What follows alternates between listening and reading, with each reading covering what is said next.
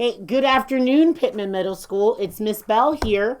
And to celebrate Diversity Week, I thought it would be wonderful to have my slightly older, incredible sister come and speak to Pittman Middle School. I believe this is the third time you've done this for me, isn't it, sis?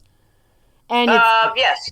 and it's always a pleasure to have her come and talk about what she does for a living because not only is it great for minority girls, but it's also really great for all of our girls because we are the minority when it comes to what my sister does for a living. So without further ado, I'm going to let my sister introduce herself and she gets to tell you what she does, and I'll be back in a moment. Okay, sis? Hello, everyone. My name is Lori Bell. I am a senior inspector for the United States Marshal Service. I actually started my career with the Marshal Service almost 18 years ago, and I was actually a deputy United States Marshal at that time. About 4 years ago, my title changed to senior inspector when I was promoted to the Office of Judicial Security, Office of Protective Operations. Okay, and can you tell them exactly what that means? Okay, so if you guys are familiar with the Secret Service, and they are the individuals who protect the president and the vice president, and you oftentimes will see them walking with the president, or you'll see them in the shadows, directing and providing pretty much what it is I say protection, but it's pretty much it's security for high level government officials.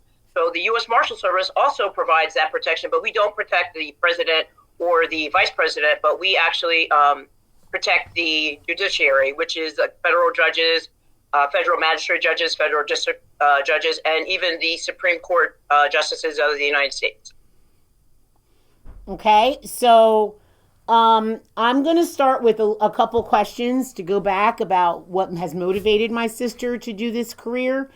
And then hopefully by the end, she'll be able to tell you exactly what she's currently doing and what she was doing prior to this. So I'm going to give you the big fat welcome from Pittman Middle School, and I appreciate your time and all the effort that went into making this happen. So I'm going to start with a couple questions, okay? Sure. All right, first question out of the gate. What made you change your career path? You notice that you've been with the Marshal Service for 18 years, but I obviously know you did something before then. Can you answer that? Sure. Change. Prior to graduating from college, I actually did an internship with the Federal Bureau of Prisons. And what that is it's a prison system, but on the federal level. It was an internship. It was just a summer job, a summertime job. And at that point, I had never even thought about working for the federal government, let alone law enforcement. But it actually opened up a lot of doors for me because I actually got to see a different set and side of career opportunities. So I started with the Federal Bureau of Prisons and worked my way up from, I worked in the facilities department, I worked in the health services unit, and I ended up finishing my career there as a case manager. So I worked for the Federal Bureau of Prisons for 13 years and as a case manager for 8. While I was a case manager, I moved around to various different units, but the most exciting was when I worked for the witness security unit, and that is federal protected government witnesses, but these guys were inmates who had cooperated with the federal government. As a result of their cooperation, they got lighter sentences. And that federal, a lot of people think the FBI is in charge of everything, but no, that's actually not the case. The United States Marshal Service is the ones who actually are in charge of the witness security program. And as a result of me working in a unit, I worked closely one-on-one with U.S. Marshals, senior inspectors that were assigned to the witness security division. And as a result of that, they talked about the Marshal Service, and it seemed like a very intriguing job in which I applied, got on board, and am now currently employed. So that is how I ended up changing my career from the Federal Bureau of Prisons and moved over to the Marshal Service because, as I said, I worked closely with U.S. Marshals while I worked in the protective custody unit.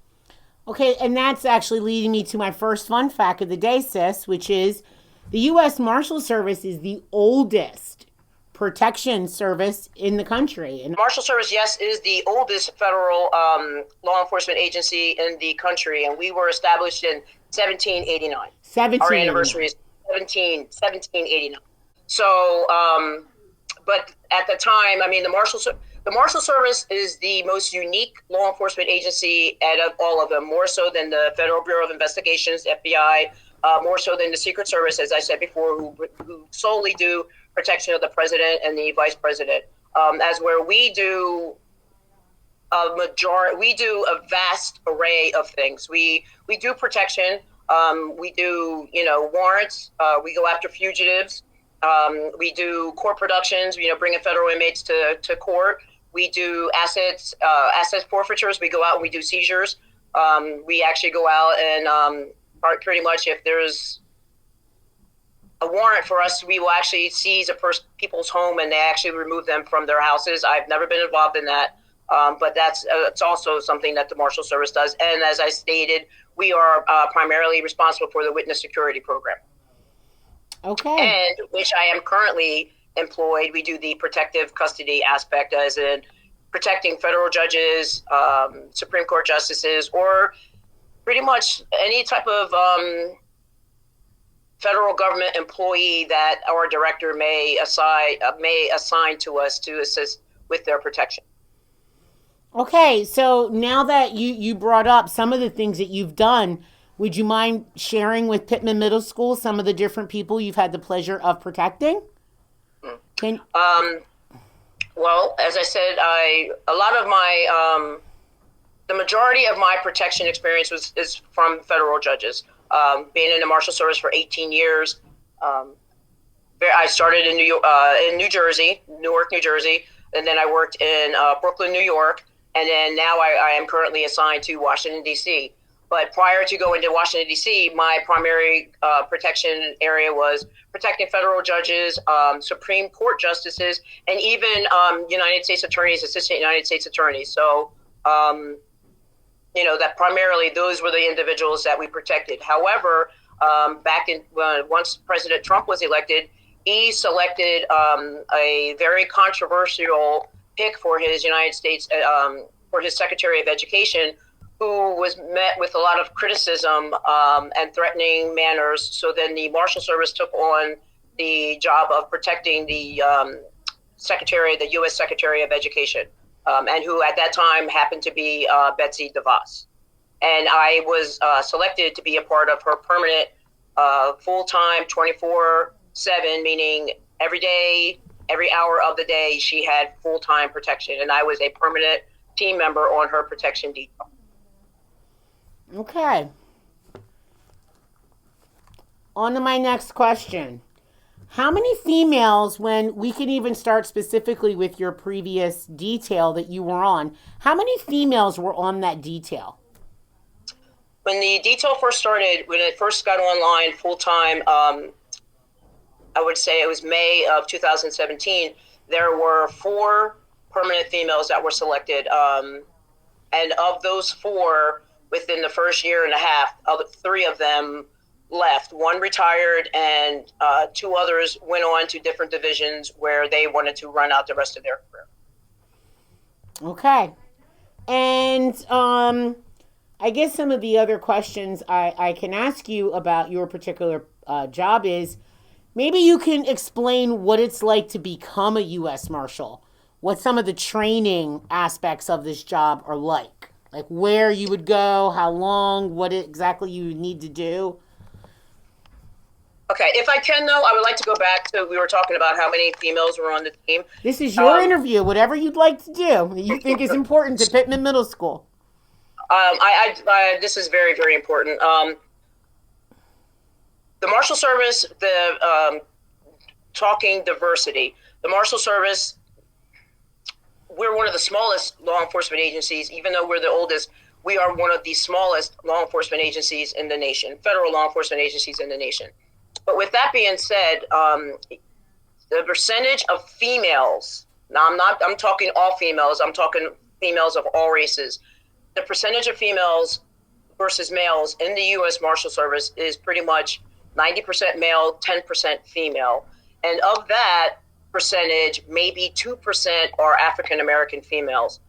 When the detail started, there were 22 team members selected. And out of that 22, only 4 were females, which I might add, for a female protectee. So it may sound odd that there were only females, which quite a few people will wonder why only 4 females out of, as many marshal service as 4 females versus the 22 that were selected. And it just goes to show how tough it is for a female to excel in a primarily male dominant career. Law enforcement for females across the board, whether you're in Marshal Service, whether you're on, let me just make it even broader, whether it's on the federal level, state level, local level, the percentage of females is very, very, very, very low. It's a very, very, very male dominated field to get into. It's tough to get into it because you have to prove that you are capable of being in this career path. But when you think about it, my life is just as important as the other senior inspectors or deputies that I'm protecting, just as their life is just as important as mine, meaning I need to be just as strong. I need to be just as fast to be able to protect them in any type of situation. A criminal is not going to look at me and go any softer on me because I'm a female. They may think that I'm a pushover. So they are going to come after who they may think is the weak link. And oftentimes, individuals will think that the female is the weaker, not as strong as a male. In some cases, that may be the case, but not always. They may feel that a female is slower, and they may be the easy target, which is not always the case. But that's why females have to train even harder than males to prove ourselves, to make sure that people know that we are equally qualified, equally as strong, equally as fast, equally as proficient when it comes to firearms, our policy, just so that we can prove that we belong where we belong, and we're not just there fitting a quota that needs to be set. Okay. So, Okay. I was just going to ask you, can you tell us where you actually get your training? so for every federal law enforcement agency, excluding the FBI, Federal right? Bureau of Investigation, the FBI, or the Drug Enforcement Agency, which is the DEA. We all do our training down in a little town called, it's a little town off of Brunswick, Georgia, and it's called FLETAC, and that stands for the Federal Law Enforcement Training Academy, and that is every federal law enforcement agency trains down there. Secret Service actually trains down there. They do their criminal investigator training there. The Marshal Service does their training there. ATF, that's alcohol, tobacco, and firearms. U.S. Customs and Border Protection, the Capitol Police, Border Patrol agents, the Federal Bureau of Prisons. They train down there as well. So it's a huge, huge compound. It's a training facility, and the training facility, and I have been to the Federal Bureau of Investigation's training facility, and the Federal Bureau, and people think the FBI is the elite when it comes to some things, but when it comes to the training academy, the Federal Law Enforcement Training Academy, which every other law enforcement agency trains at, is far and above, beyond any other training facility that you could even have out there. And that's even compared to local police departments or even the state police agencies, because each agency specific has areas of the training academy that are specific to their jobs. So for the Marshal Service, we had jail facilities because we do house inmates, we transport inmates. We had courtroom settings because we do, in fact, bring defendants to court to face the federal judges. We even have they even have areas where they have airplanes on there where we do training, because we do what is called aircon, where we'll move defendants once they go to court, and then or before they're assigned to their institutions. Of U.S. Marshal Service are in charge of them, and the Marshal Service are responsible for moving them across the country, which sometimes results in them being on airplanes. So at the training academy, they actually have an airplane where we actually go on the airplane and we act and we do scenarios where we're on the airplane and where we train in those types of settings. So the training academy, they will prepare you for almost anything compared to what you will face while you're on the street. And again, as I said, that's down in the southern part of Georgia, and it's the Federal Law Enforcement Training Academy, and it's right outside of Brunswick, Georgia. Okay. Thank you. So a couple of the other questions that I'd like to ask you really kind of do with, if you had to do it all over again, would you stay on the same career path? If I had it to do all over again, yes, I would. Okay, when I first started my career now, I'm come April, I'll be in 31 years on the job, and let me tell you, back in the early 90s, law enforcement was a lot different. When I came on, when I went through the academy for the Marshal Service, which I did 13 years in the Federal Bureau of Prisons before I came to the Marshal Service. I started in the Marshal Service in 2003, and at that time, when I had gone through the academy, it had been 14 years since a deputy U.S. Marshal had been killed in the line of duty. It had been 14 years, and since the time in which I have been on the job, I believe we've had nine. I believe it's nine. I could be incorrect with that. It may be 10, but nine deputies that had been killed in the line of duty while executing, whether it's warrants on the street, whatever the situation may be. And one of the most hurtful ones that was experienced was in 2018, which a guy had gotten killed in Pennsylvania, and I knew him. I was friends with him, and he and I had gone to the academy together. So things have changed quite drastically for law enforcement. Now we're under a lot of fire. A lot of people, you hear the cries for various different things when it comes to law enforcement. So, we're looked at sometimes as the enemy. We kind of joke amongst ourselves that everybody loves a fireman, but they hate a police officer until they need a police officer. So law enforcement is tough, but would I do it again? Absolutely. I believe in the job that I do. I believe in protecting officials who are threatened on a daily basis just because of the jobs that they do. I believe that the Marshal Service takes bad people off the street.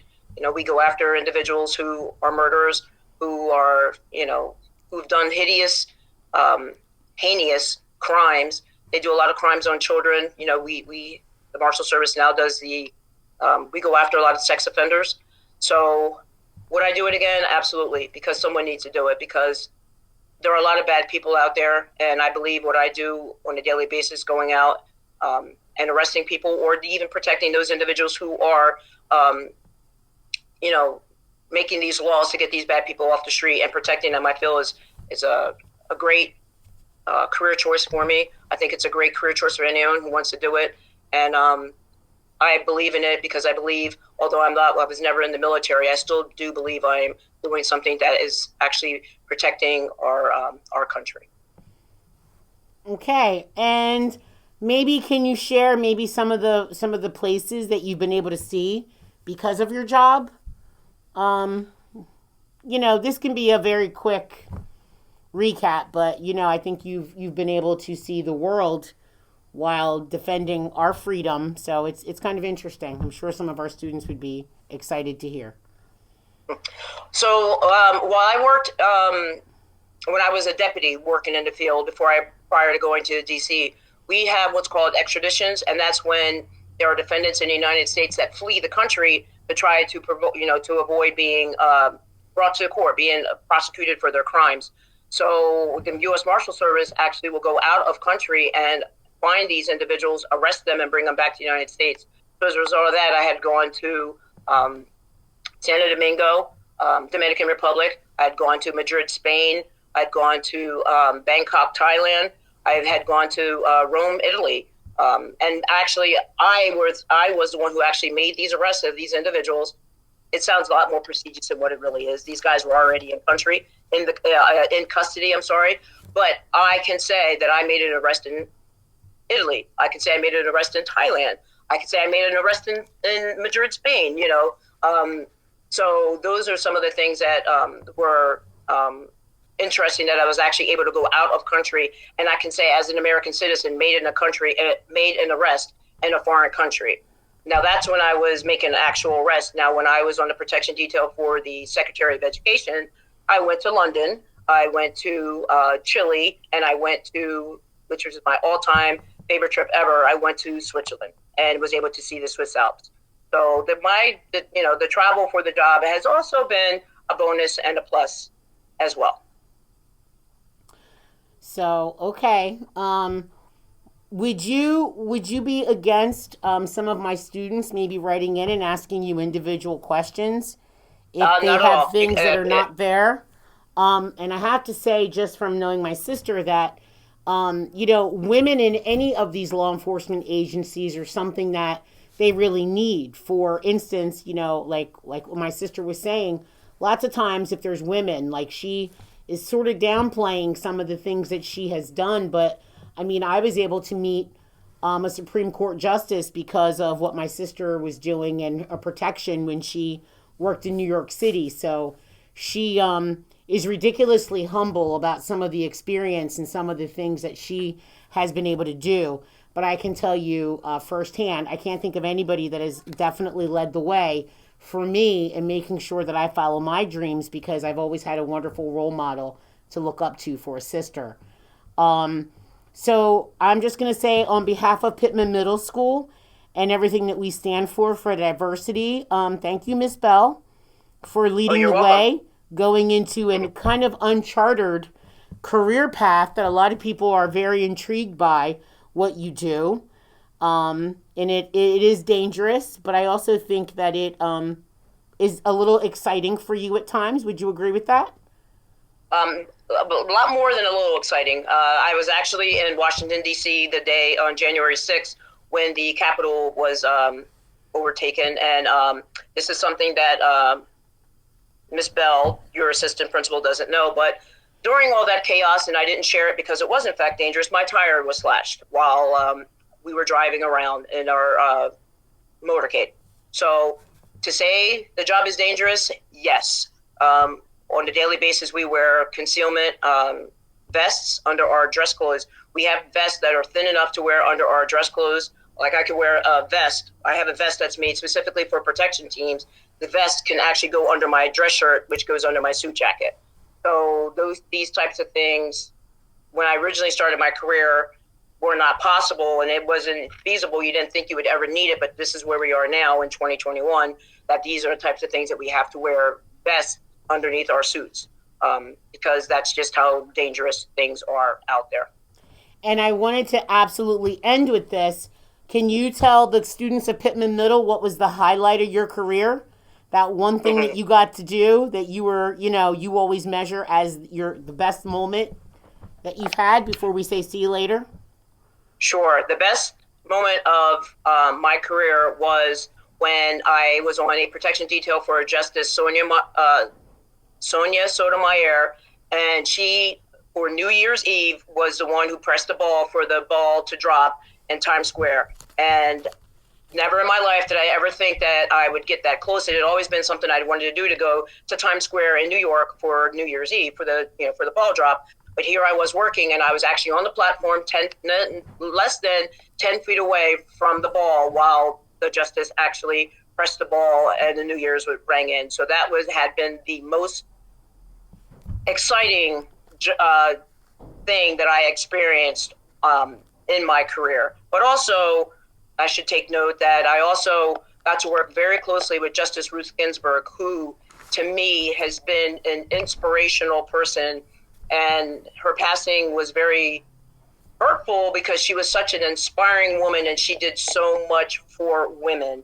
And I got to work closely with her on numerous occasions, and it gave me honor that I actually got to protect her, and actually had to protect her and get her away from individuals who may not have wanted to actually hurt her, but who were just in awe of her, but who were surrounding her just because they all wanted to be around her. And she grabbed onto my arm, and I had to help her to get her away. So not every situation is a dangerous situation per se, like as in threatening, as in taking someone's life. But that situation when I was working with Justice Ginsburg was to get her away from the crowds, because people did love her as much as they did. So working with Justice Sotomayor for the New Year's ball and the ball drop, and been working with Justice Ginsburg, who is just definitely one of my all-time role models, just for everything that she's done for not only minorities, but just for women, just to show that people, that we are in fact equal. Those were the highlights of my career. Okay. And I'm going to give you the big fat Pittman Middle School thank you for making time for me to get this done, Our students are going to be trying to answer some trivia questions based off of some of the things that you said. So I appreciate that. And boys and girls, as Miss Bell, myself, has said, I will be relaying some of your questions you maybe have for my sister. And unfortunately, with COVID, she does try to come in as often as she can. And, right now that's not possible, but I'm really glad that she still made time for us and was willing to answer some questions. And I'm sure that if anybody had a question about possibly going in the path that she did in regards to a career, she would love to, answer some of those questions. And I even Absolutely. have, and you would, right, Miss Bell? Absolutely. Yes. And I mean, Yes. even some of my adult friends are still in awe by some of the experiences that my sister goes through. And I mean, she's been on TV, and there's just a lot of situations that she's thrust into because of her job, and she's just sister to me at the end of the day. So I love you, sis. Thank you so much for your time. Love you too, and you're welcome. I will talk to you very soon. And be on the lookout because I'm sure there's going to be a ton of emails from the students at Pittman Middle School. Okay? Have a Okay. nice No day. problem. Stay well. Love you. Love you too. Have a Good good luck, day. everyone. All right. Thank you. Bye Bye-bye. bye.